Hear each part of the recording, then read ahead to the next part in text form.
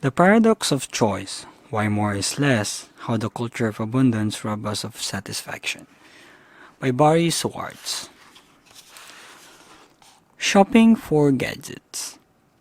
Continuing my mission to explore a range of choices, I left the supermarket and stepped into the local consumer electronics store, where I discovered 45 different car stereo systems with 50 different speaker sets to go with them, 42 different computers, most of which could be customized in various ways, 27 different printers to go with the computers, 110 different television offering high definition, flat screen, varying screen sizes and features, and various levels of sound quality,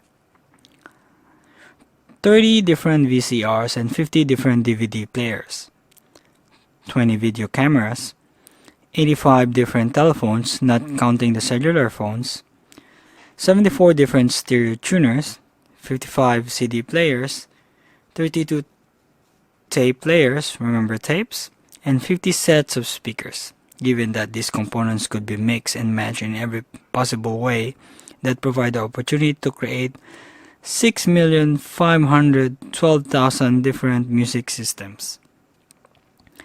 And if you didn't have the budget or the stomach for configuring your own stereo system, there were 63 small integrated systems to choose from. Unlike the supermarket products, those in the electronics store don't get used up so fast.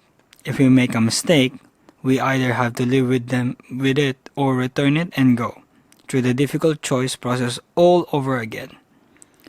Also, we really can't rely on habit to simplify our decisions, because we don't buy stereo system every couple of weeks, and because technology changes so rapidly that changes our last model won't exist when we go out to replace it. All these process choices begin to have a serious consequences. Shopping by the mall. My wife and I receive about 20 catalogs a week in the mall. We get catalogs for clothes, luggage, houseware, furniture, kitchen appliances, gourmet food, athletic gear, computer equipment, linens, bathroom furnishings, and usual gifts, plus a few that are hard to classify. These catalogs spread like a virus. Once you're on the mailing list for one, dozens of others seems to follow. Buy one thing from a catalog and your name starts to spread from one mailing list to another.